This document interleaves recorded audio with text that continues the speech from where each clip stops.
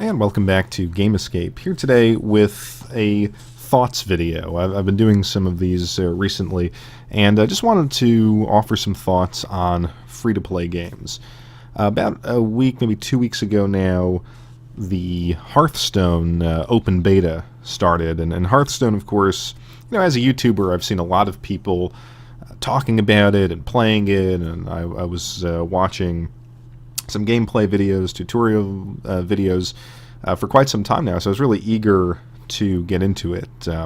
All of the press on this game has really been positive, and so for this past week, I've been really getting into it. Probably sunk more time into the game than I would like to admit, and it's a really good game. I'm not a fan of free-to-play games, but as far as free-to-play games go, this is a good one. And I know it's obviously not a finished product, so this is by no means a review. But I really have to say I was impressed with what they had to offer. And I have shied away from free-to-play games. I guess the last one that I played at any length was Candy Crush. Of course, everyone has played Candy Crush, I guess, at one point or another. And there was a stretch over the summer of 2013 where I probably played a session a day of Candy Crush, maybe for 2 or 3 weeks. I eventually stopped after that time and deleted Candy Crush after this whole issue of them copyrighting the word candy. And beyond that, I have not really played a lot of free-to-play stuff. I mean, when I got my iPad, I played a bit, but, it's never been a genre that has really interested me. And as much as I've enjoyed Hearthstone, as much as I've gotten into it, playing it now pretty much non-stop with the gaming time I have this past week, I've come away a little bit disappointed. Just not so much at the game, but at the idea behind this free-to-play model.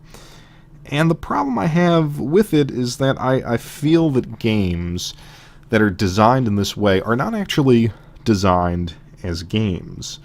They're not really designed for the purposes of entertainment, but to kind of dispossess you of money. They have this really at least in the case of the two that I'm familiar with. Now you might say, well, why are you're criticizing the genre after only playing two? But I'm going to do it, and I think it's I think it's fair nonetheless. I mean, I think that these games, what do they want to do? They give you this trade-off. You can sink a lot of time into the game, grind it out to have a fair shot at winning, or you can simply pay. And the payment system is, and I think we've seen this in the case of Candy Crush, I mean, the payments can go on forever. I mean, that's the idea here. If you have a good enough game, if you have a game that's exciting to play, that's addictive to play, why ever stop trying to extract that money from the player? And I think that's totally anathema to the classic game design ideas of the past, where you come up with a product, you make it an engaging and enjoyable game, you put a price tag on it, and you give it to people to enjoy for as long as they want to.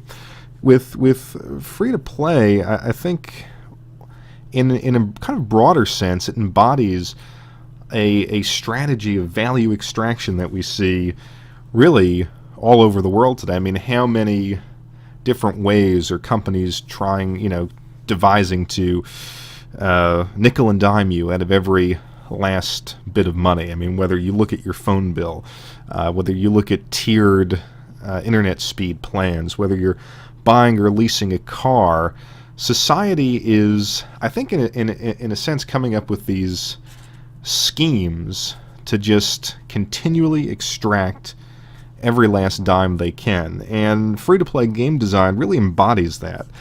And of course, in my opinion, I've said this in other videos, games are supposed to be an escape from that.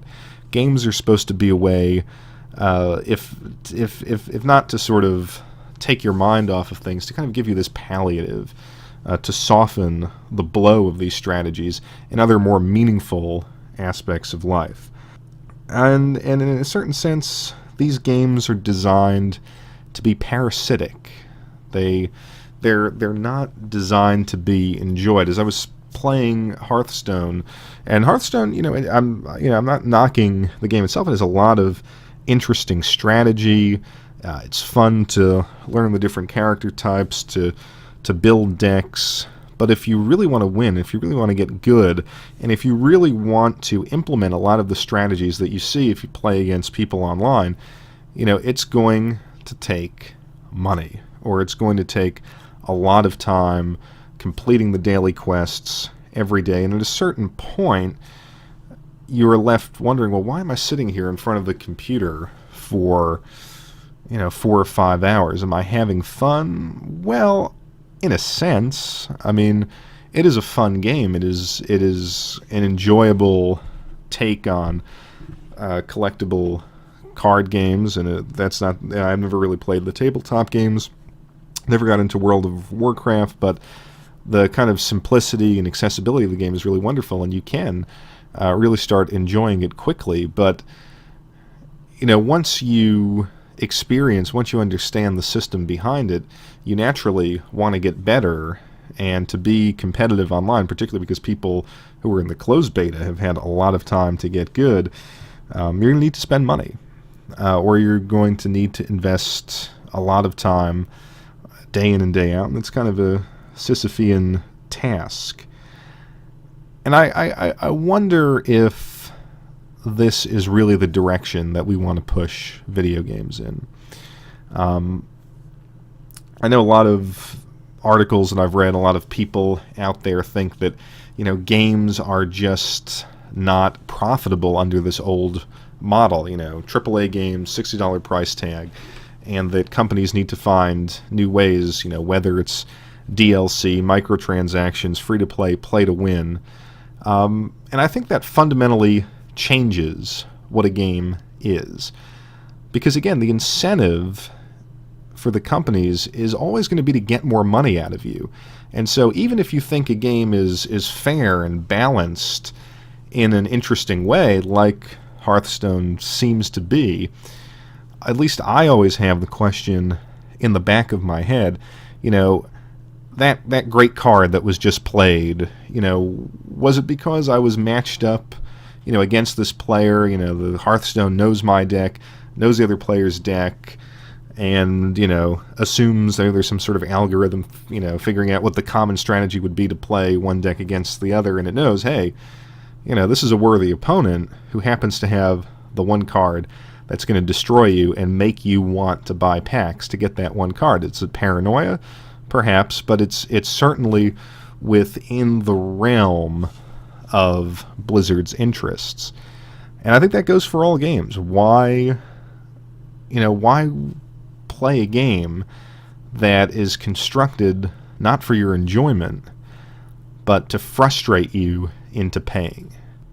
And Hearthstone even takes it a step further with Arena Mode, which is arguably its best gameplay mode. You get to draft 30 random cards and play against people online, see how many wins you can get with those cards. If you lose 3 games, you're out, and I think you can win up to 9 at the moment. Not that I've done that, but this is just a tremendously fun, well-designed gameplay mode that's locked behind a paywall. You have to pay $2 every time you want to do this, or $150 in-game gold. Now, granted, if you do win probably 8 or 9 games, you can make back the cost of entry, plus a little bit, and then you get extra packs and things like that. But again, this is really emblematic of the fact that the company knows that they have a really brilliant, fun game, but they're using that not to entertain you, but to continually profit from you ad infinitum. And because of that, I'm always left with the question when I play one of these games, am I playing the game or is it playing me? And having that thought in the back of my head ruins what I think is that core limitless enjoyment that video games have offered us in the past. So I'd be curious to know what you guys think. Is my view on free-to-play games a little myopic? Are there examples that don't really function in the way I've described here, and what are they, and what can you recommend?